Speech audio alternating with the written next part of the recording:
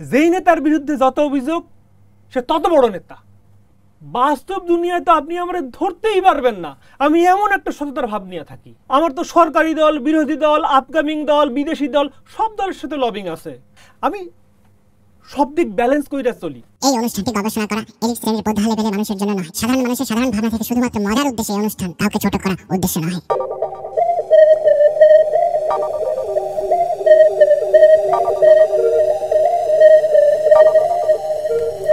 Welcome to the Unreal world. আপনাকে অবাস্তব পৃথিবীতে স্বাগতম।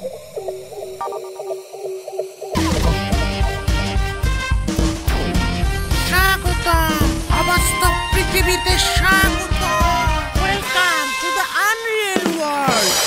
যেভাবে চোখ বাঁধা নিয়ে আসছেন আমি তো ভাবলাম গুম কইরা ফেলাইবেন।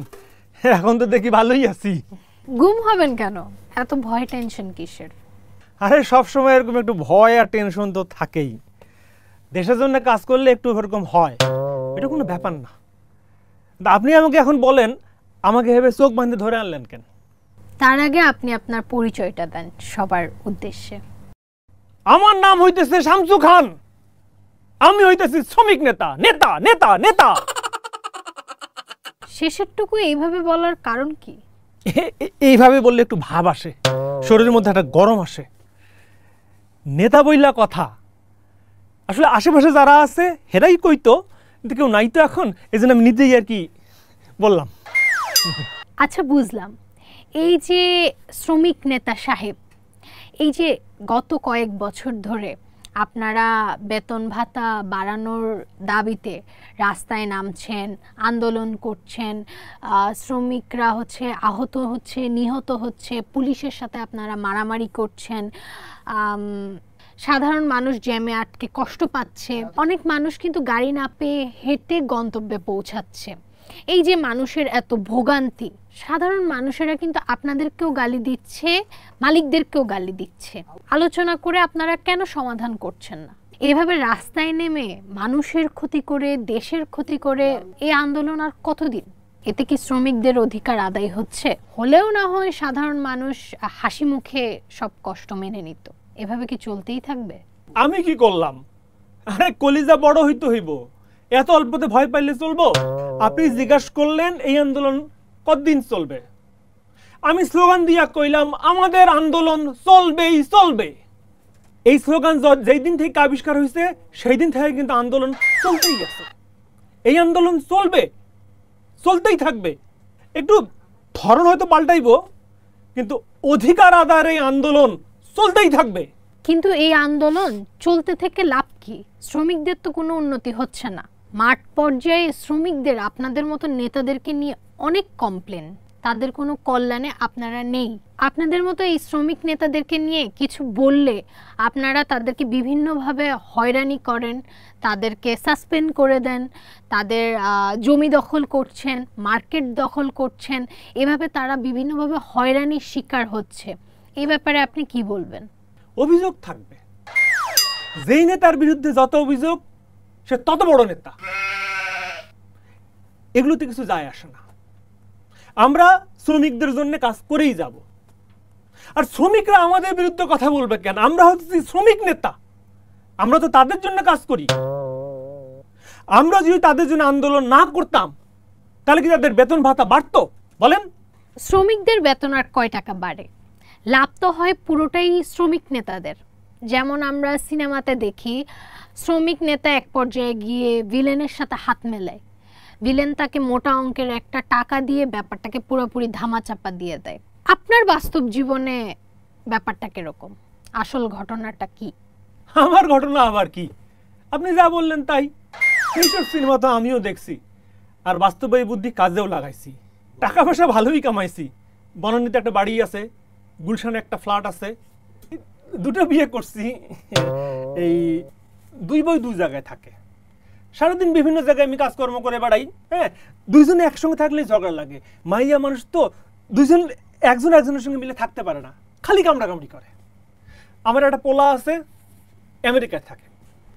আমার মাইয়াটা প্রাইভেট ভার্সিটিতে পড়ে। আল্লাহ দিলে আপনাদের দোয়ায় ভালোই আছি। আচ্ছা কম, নেতা না হইয়া শ্রমিক হইলে কি আমি এই জীবনটা পাইতাম? বলেন। অসৎ টাকায় বিলাসী জীবনযাপন কাটাইতেছেন, আবার বলতেছেন আল্লাহর রহমতে আপনাদের দোয়ায়। আপনাদের কি কোনো লজ্জা শরমও নাই? আর এদিকে শ্রমিকদের ইমোশন কাজে লাগিয়ে কিন্তু নিজেরা লাভবান হচ্ছেন। নেতা হিসাবে আপনারা কি করলেন শ্রমিকদের জন্য? শ্রমিকদের ভাগ্যের কি উন্নতি হলো? উন্নতি তো হলো সব আপনাদের মতো নেতাদের। সত্য কথা কইতে কইছেন, সত্য কথা কইছি। দেখেন, কোন নেতা কখনো কারো ভাগ্যের উন্নতি করতে পারে না। প্রত্যেকে তার নিজের ভাগ্যের উন্নতি করতে হয়। এই যেমন আমি আমার নিজের ভাগ্যের উন্নতি করছি, কোন নেতা আমার ভাগ্যের উন্নতি কইরা দেয় নাই। নিজের জটিল কুটিল বুদ্ধি, শ্রম এই সব দিয়া আজকে আমি নেতা হইছি। এই পর্যন্ত অবস্থায় আসতে আমার যে কি পরিমাণ অভিনয় করতে হয়েছে সেটা একমাত্র আমি জানি। আচ্ছা, আপনি কি বোঝাতে চাচ্ছেন? আপনার মতো এখন সবাই খালি নেতা হবে, কেউ শ্রমিক থাকবে না? নেতা তো সবাই হইতে চায়, কেউ কেউ পারে, বেশিরভাগই পারে না। শ্রমিক নেতা হইছি আর আমার টাকা পয়সা বাড়ি গাড়ি থাকবে না, এটা কেমন কথা? হ্যাঁ, শত হইল আমি একজন নেতা। এই আপনাদের মতো কিছু নেতার কারণে অনেক সৎ নেতারাও কিন্তু কিছু করতে পারে না, করতে চেয়েও। তারা আজীবন অভাব অনটনের মধ্যে তাদের জীবন কাটায়, কিন্তু তাদের সততা ভুলে যায় না। এরকম অনেক শ্রমিক কিন্তু আমাদের আশেপাশে আমাদের দেশে রয়েছে। ভয়টা তো এদেরকে নিয়েই, এদের জন্যই তো আমি সবকিছু প্রকাশ করতে পারি না। বাস্তব দুনিয়ায় আমিও তো এদের মতোই সৎ সাইজে থাকি। অবাস্তব দুনিয়া বইলে আর সত্য কইলাম আর কি। বাস্তব দুনিয়ায় তো আপনি আমার ধরতেই পারবেন না, আমি এমন একটা সততার ভাব নিয়ে থাকি। যদিও সৎ নেতা গেল একটু একটু বুঝে, কিন্তু কোনো প্রমাণ নাই। যদি ধরা পড়ে যান, সবকিছু প্রকাশ হয়ে যায়, তখন কি করবেন? তখন তো যাবেন জেলে। দূর, কি যে বলেন, আমিও তো শ্রমিক নেতা, আমার টাকা আছে। তাছাড়া আমার তো সরকারি দল, বিরোধী দল, আপকামিং দল, বিদেশি দল, সব দলের সাথে লবিং আছে। আমি সব দিক ব্যালেন্স কইরা চলি, তাই আমার ধরা পড়ার কোনো সুযোগ নাই।